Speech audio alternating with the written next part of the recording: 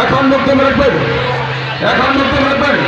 যুবদলের সিনিয়র যুগ্ম আহ্বায়ক জনাব খালিদ হোসেন নাহিদুল্লাহকে তার বক্তব্য রাখার জন্য অতি সংক্ষেপ। বিসমিল্লাহির রহমানির রহিম। নরসিংদী ৫ রায়পুরা উপজেলার ধানের শীষের মনোনীত জনাব ইঞ্জিনিয়ার আশরাফুদ্দিন বকুল আজকের এই বিশাল উপস্থিত রয়েছেন রায়পুরা উপজেলা বিএনপি সহ সকল অঙ্গ সংগঠনের নেতৃবৃন্দ উপস্থিত রয়েছেন। রায়পুরা উপজেলা 34টি ইউনিয়ন থেকে আগত ও সভা থেকে আগত ধানের শীষের ভাইরা সবার প্রতি আসসালামু আলাইকুম। সংগ্রামী বন্ধুগণ, আমরা 29 বছর যাবৎ রায়পুরা থেকে ধানের শীষ থেকে আমরা কোনো এমপি পাই নাই। আজকে আমরা এই জনসমাবেশে প্রদান করব আগামী 12 ফেব্রুয়ারি আমাদের প্রার্থী ইঞ্জিনিয়ার আশরাফুদ্দিন বকুল ভাইকে বিপুল ভোটে পাস করিয়ে আমরা আমাদের হারানো ঐতিহ্যকে ফিরিয়ে নিয়ে আসবো। আমি আমার সংক্ষিপ্ত বক্তব্য জারি করছি। এখন আপনাদের সামনে চন্দ্রকান্তি ইউনিয়ন বিএনপির পক্ষ থেকে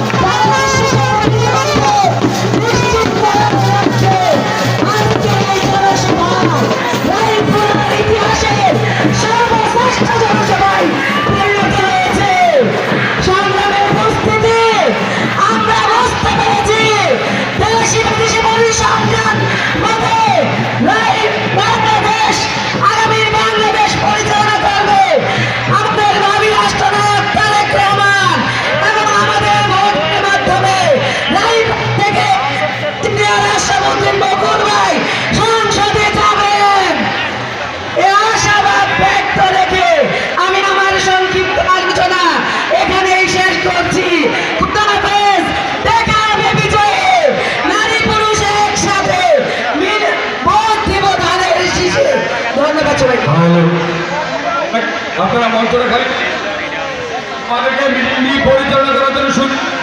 আপনারা মঞ্চটাকে ছেড়ে দেন, যাদেরকে আমরা মঞ্চে নিয়ে যাচ্ছি বাকিরা সমস্ত ছেড়ে দেন।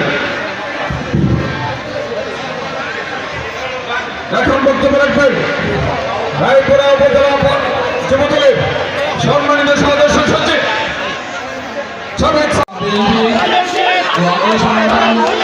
সহযোগী সংগঠন কর্তৃক আয়োজিত আগামী 13 জাতীয় সংসদ নির্বাচনকে সামনে রেখে আজকে আজকের এই বিশাল জনসভার উপস্থিত সম্মানিত নেতৃবৃন্দ, উপস্থিত ছিলেন আমাদের প্রধান অতিথি জনাব ডক্টর আব্দুল মঈন খান সাহেব, আরো উপস্থিত আছেন নরসিংদী জেলার সম্মানিত নেতৃবৃন্দ, বিশেষ করে কেন্দ্রীয় কমিটির শ্যামল এবং আমাদের নরসিংদী জেলা বিএনপির রুবেল, ফাইজুল সাহেব, ফজল সাহেব, হযরত আলী ভূঁইয়া, মোহন মেরকদ্দুস এবং আমাদের প্রধান বিএনপির সম্মানিত নেতৃবৃন্দ সহ নরসিংদী জেলা বিএনপির উপদেষ্টা মণ্ডলী এবং আমার 24 ইউনিয়ন থেকে আগত সম্মানিত ভাই বোনেরা, আসসালামু আলাইকুম।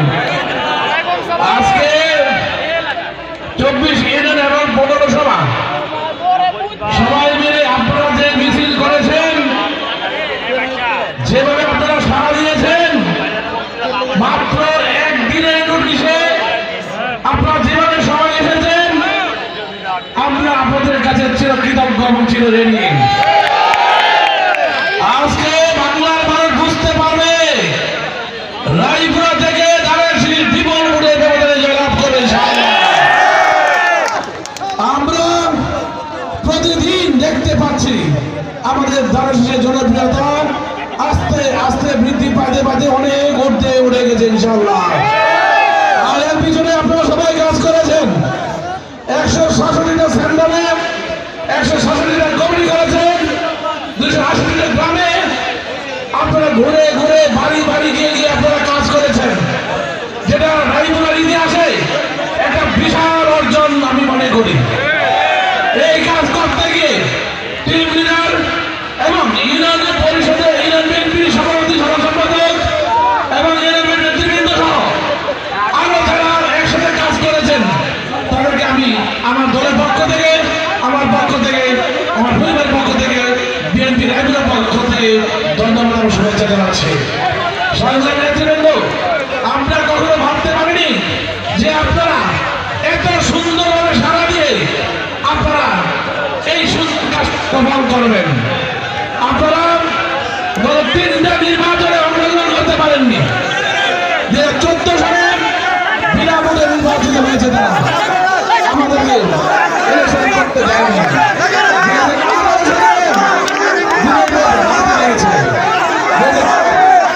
2018 সালে কোনো লোকজন ছিল না ভোট কেন্দ্রে, শুধু কাগজে কলমে তারা ভোটার লিখে পাশ করেছে।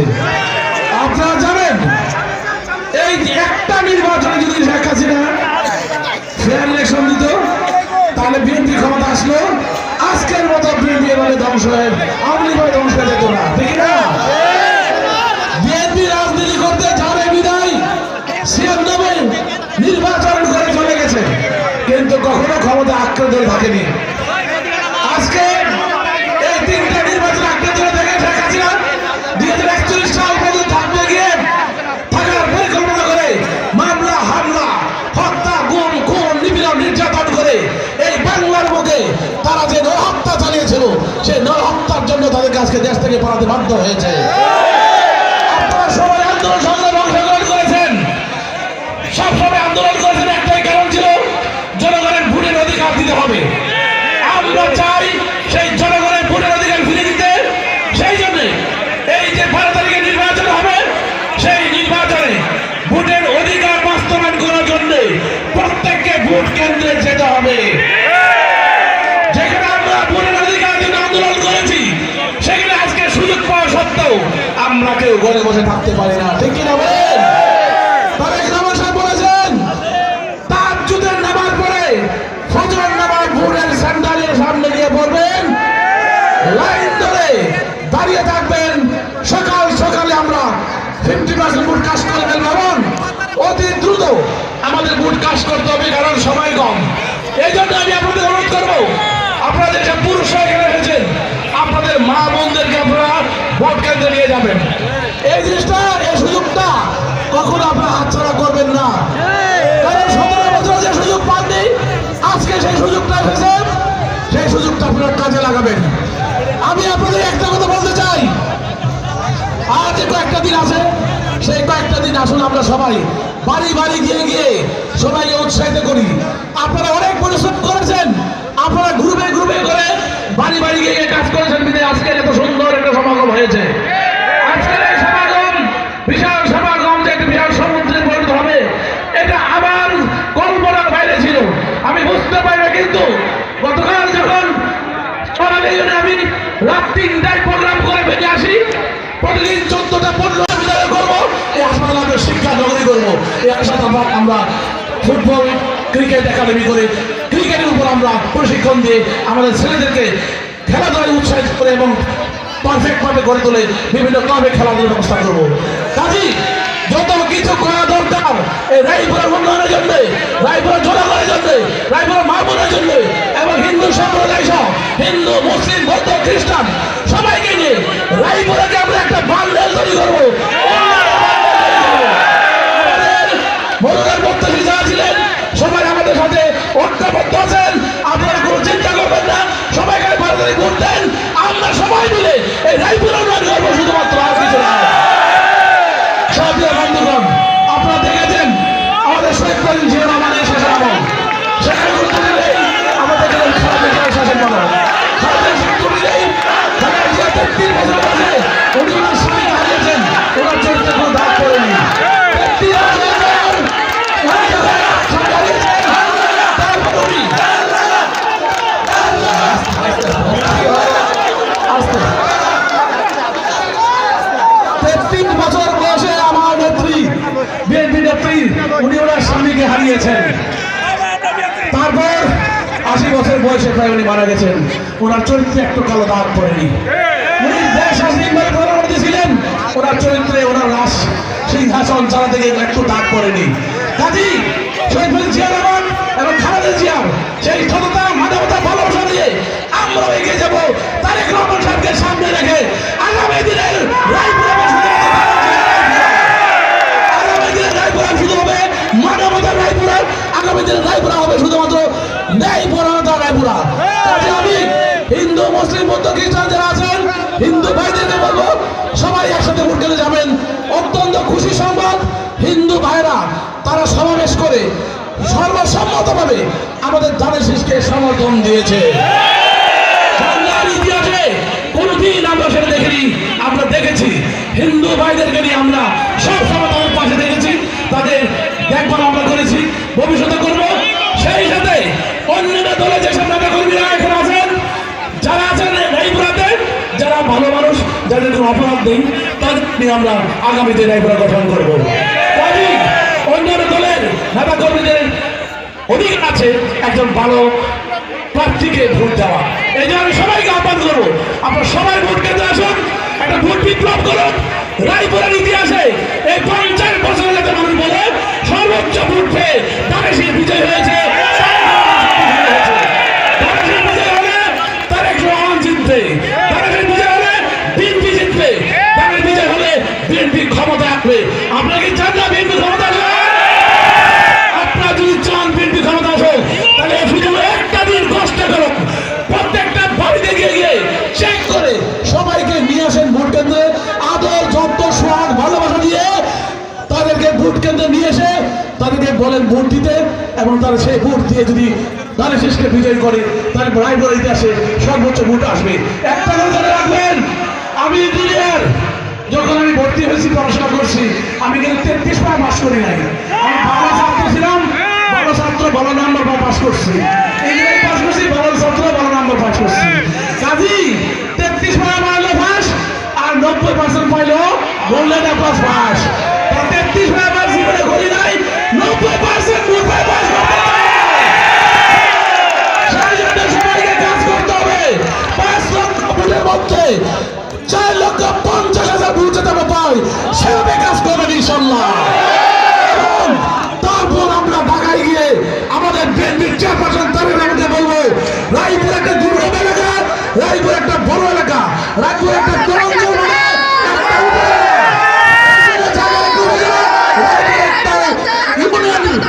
একটা ইউনিয়ন সমান। কাজী রায়পুর এমপি নয়, আরো কিছু দরকার, সেটাই আমরা চিন্তা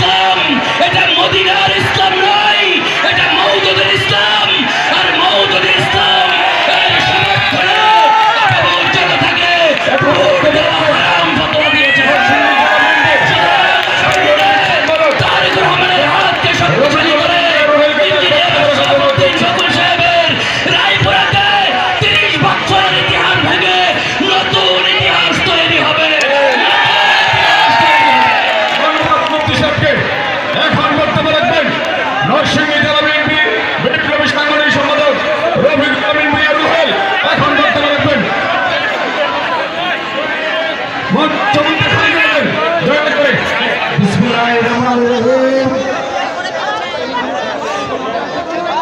বাংলাদেশ জাতীয়তাবাদী দল নরসিংদী জেলার রায়পুরা উপজেলা বিএনপি কর্তৃক আয়োজিত আজকের এই নির্বাচনী জনসভায় আমাদের সাথে উপস্থিত আছেন আমাদের মহান নেতা, যিনি বাংলাদেশের আগামী দিনের প্রধানমন্ত্রী হবেন, শহীদ রাষ্ট্রপতি জিয়া রহমান সাহেবের সুযোগ্য সন্তান, দেশ মাতা বেগম খালেদা জিয়ার সুযোগ্য সন্তান জনাব তারেক রহমান সাহেব, যাকে নরসিংদী রায়পুরা উপজেলার ধানের শীষের কান্ডারি হিসেবে মনোনয়ন দিয়েছে। আজকের এই জনসভায় কিন্তু প্রমাণ হয়ে যায় আগামী 12 তারিখ নির্বাচনে ভোটের মাধ্যমে এই রায়পুরা উপজেলা ধানের শীষের কান্ডারি ইঞ্জিনিয়ার আশরাফুদ্দিন মুকুল ভাইকে সম্মানিত বন্ধুগণ, দীর্ঘ 17 বছর রাজপথে থেকে আন্দোলন করেছি, লড়াই করেছি, রক্ত দিয়েছি, জেল খেটেছি, আমাদেরকে কিন্তু দাবিয়ে রাখতে পারে নাই সবাই বলবো। সেই আন্দোলনের লক্ষ্য ছিল একটি, সেই আন্দোলনের লক্ষ্য ছিল যে আমাদের দেশমাতা বেগম খালেদা জিয়া যখন মুমূর্ষ অবস্থায় জেলখানায় বন্দী করে রাখা হয়েছিল, দেশ মাতা বেগম খালেদা জিয়ার মুক্তির লক্ষ্যে সবাই বলব। আমাদের সেই ফ্যাসিস্ট সরকার এখন আমাদের নেত্রী, আমাদের মাতা বেগম খালেদা জিয়াকে কিন্তু চিকিৎসা করার সুযোগ দেয় না।